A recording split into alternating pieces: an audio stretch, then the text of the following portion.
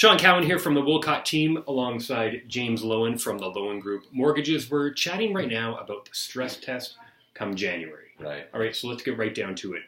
What's the biggest difference that buyers are going to see? The biggest impact is going to be the reduction in their buying power, right? And the reduction is going to be about 20% variance. And to put that into actual numbers, $800,000 purchase price is now $640,000. I mean, that's a massive, massive change. So if I'm a buyer and I'm shopping right now for $800,000, come January, I'm only going to be able to afford or be approved for $640,000. That's correct. Yeah. So that's going to dramatically change maybe where I'm shopping too.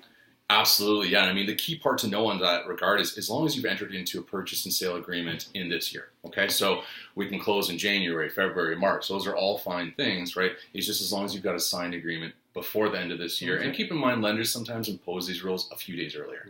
So I'm kind of saying Christmas time, all right? So it's kind of the cutoff. And that's really big to know as well that even if you have a pre-approval, that's not going to supersede. Not a pre-approval. No. So if you're out shopping right now, you have to have an accepted offer. Correct. On a home before the end of the year. Yeah. Otherwise, you might be shopping in a whole different neighborhood. Totally. January. Yeah, absolutely. You might be finding yourself changing location substantially. So 800,000 becomes 640. Generally about 20% down. Yeah. 500,000 becomes 400, yeah. and so on and so on. So if you're out there shopping right now, I mean, go look at homes. Yeah, and I mean, we're even talking about this on the listing side too. And keep in mind, simple economics on that. If the amount of buyers in those markets also reduce, right, you're totally removing potentially 20% of the market. Makes the demand goes more. Down. Yeah, so if you have absolutely. a home out there right now that might be 6, 7, or 800,000, list right now yeah. Because come January, if you have, let's say, a big pool of buyers that want to buy your home,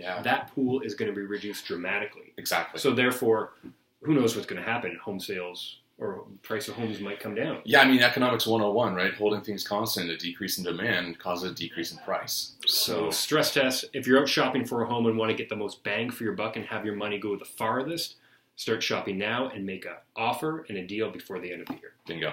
Good stuff. Thank you, James. My pleasure, sir.